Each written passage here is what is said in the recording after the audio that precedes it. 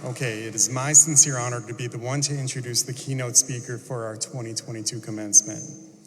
Born and raised in Minneapolis, Gigi Bisong is a warm, deeply grounded, and poetic speaker. Gigi's passion for writing began at a very young age and has inspired her to become a best-selling author, entrepreneur, and motivational speaker.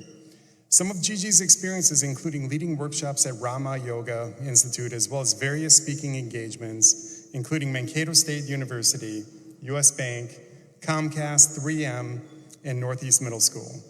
She's a former Huffington Post contributor, best-selling author, and creator of the Embodied Ally program and 20 Beautiful Women, Birthing a Vision course, and Sacred Mother Yoga.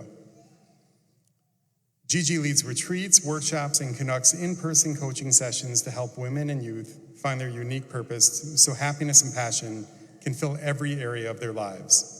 She believes that the main purpose in life is to be fully present in the moment and to infuse love into everything we do. What a message. Please join me in welcoming Ms. Gigi Bisong.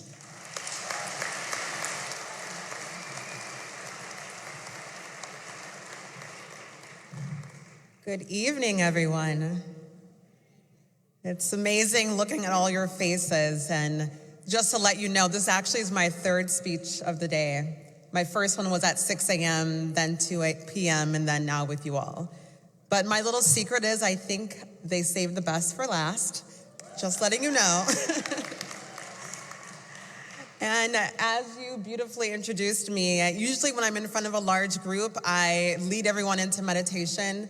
But don't worry, I'm not gonna make you all meditate with me right now, even though I have that urge.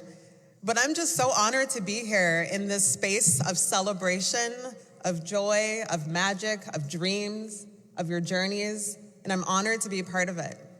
I remember last Saturday, I actually was nearby. I was in my friend's new apartment. It's one of those long high rises not far away from here. And I was peeking out of her window and I saw the convention center. And I told her, I'm gonna be there next Saturday. There's a graduation.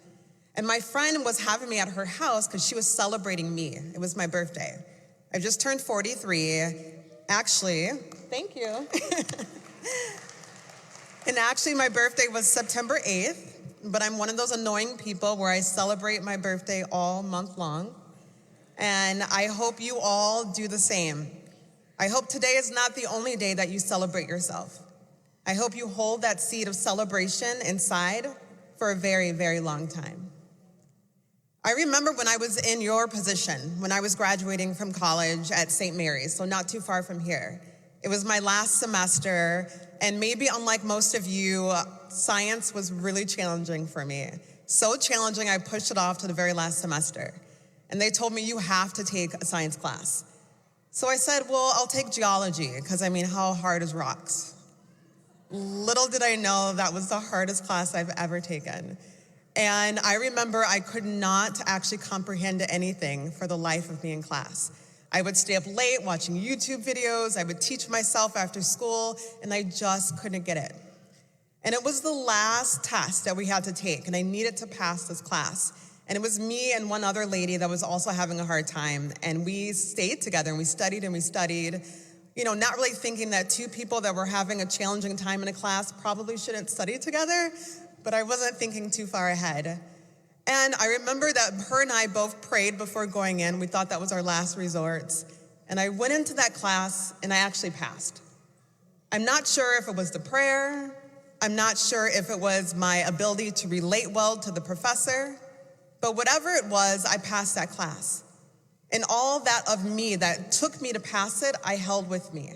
That resiliency, that faith, that trust. I brought that with me even right now as I stand on this stage. And that's what each of you will do. There's been many challenges that you faced collectively as a group of people. There's been many challenges that we've faced together as Minnesotans. And there's been challenges we faced as a country, as a people, as a world, and also your individual challenges. And every single one of those challenges or obstacles, they're not anything to look down on. They're what makes you you. That's a part of your brilliance. And today you are celebrating your own journey. As last weekend I was celebrating my journey of being 43, that was a new journey I was embarking on. And we take many journeys in our lifetime. This is not your last one.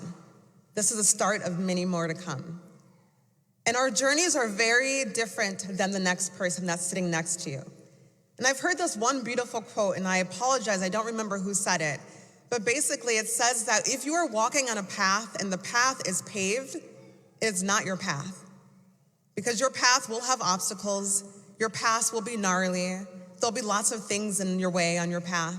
That's when you know it's your path. The path that's paved has already been walked on many times over and over again. And so your path might feel difficult, but there's gonna be lots of guidance along the way. And I'm sure many of you have friends that are sitting next to you that have been those guides, teachers that have guided you along the way, family members that have been those wise carriers for you. I remember at one pivotal moment in my life when I was about to embark on a new journey.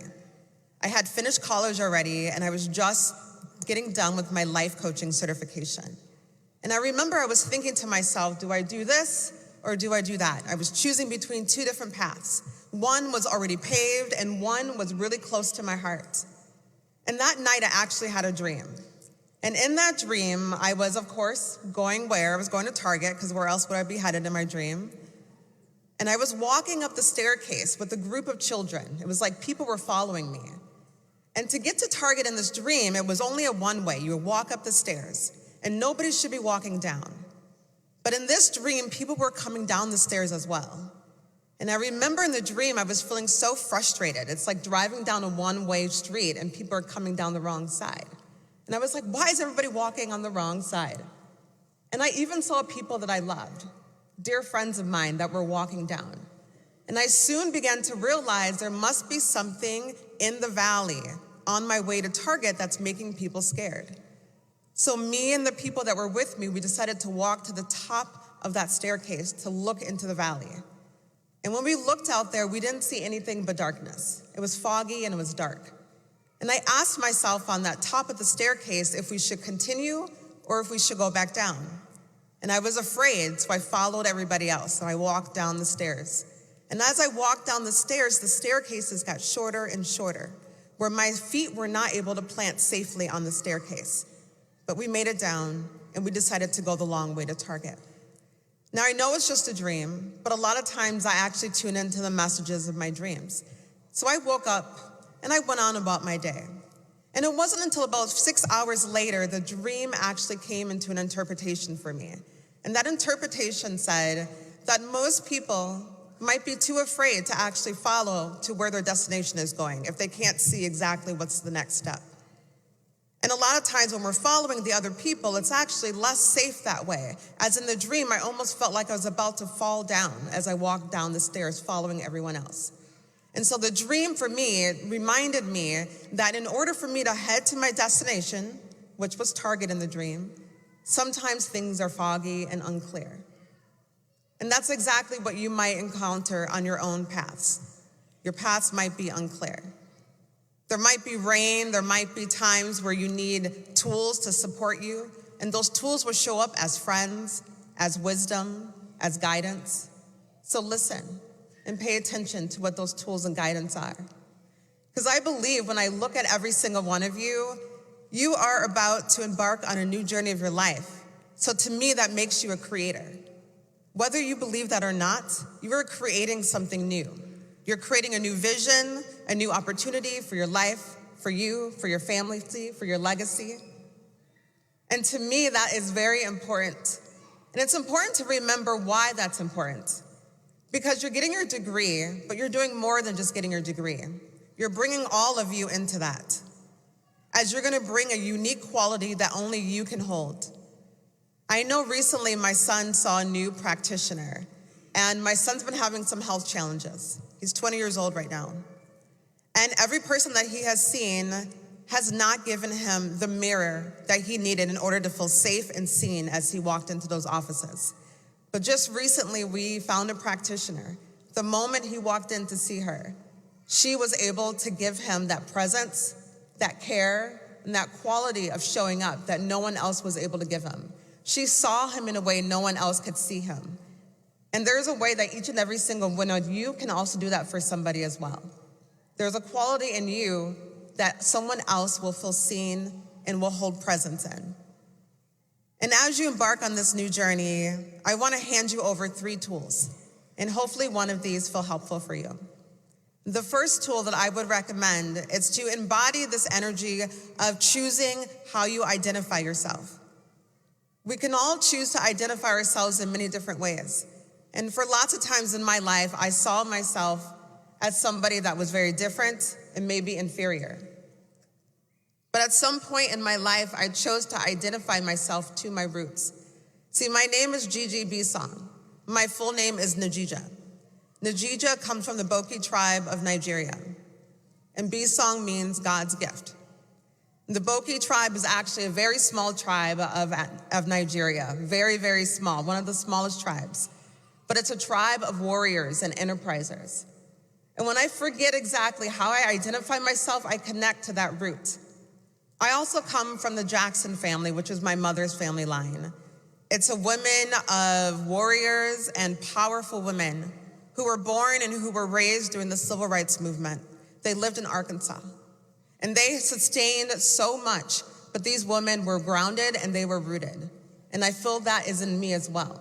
So no matter what storms I face, I remember to look at how I choose to identify myself in those storms. So I invite you to always remember how you choose to identify yourself. Because in every moment, we're transmitting something out there.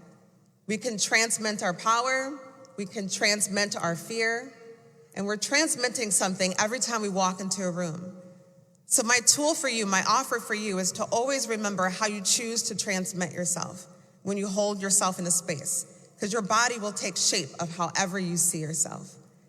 And the second tool I will offer you is to remind yourself that you are the mother, the father, the holder of this new vision that you're embarking on. And just as a mother, a father, a holder would do of something that they are birthing, is that they would choose to have a deep, intimate relationship with it. So I invite you to always have that deep, intimate relationship with your vision, with where you are going and what your truth is. And the third thing that I would offer you as a tool is to not leak your power. Your power is held in that container of yours that you call your body. And that beautiful power of yours is unique, and it's different than the person that's sitting next to you. But it should always be relished, and it should always be honored.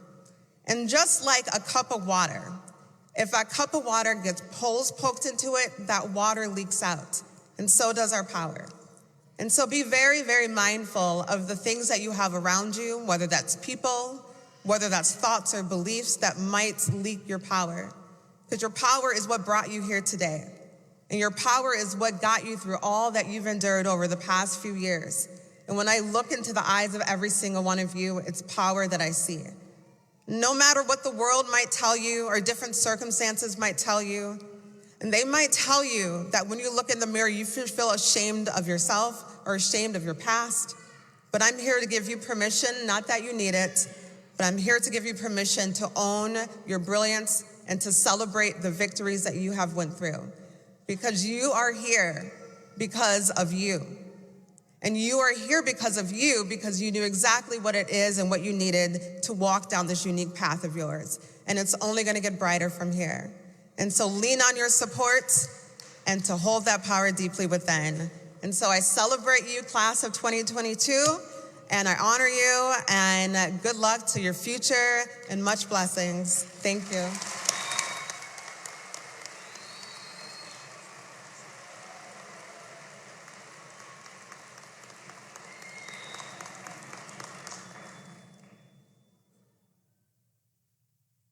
And thank you for that excellent speech and the recommendations to this class going forward. At this time, we will award our diplomas in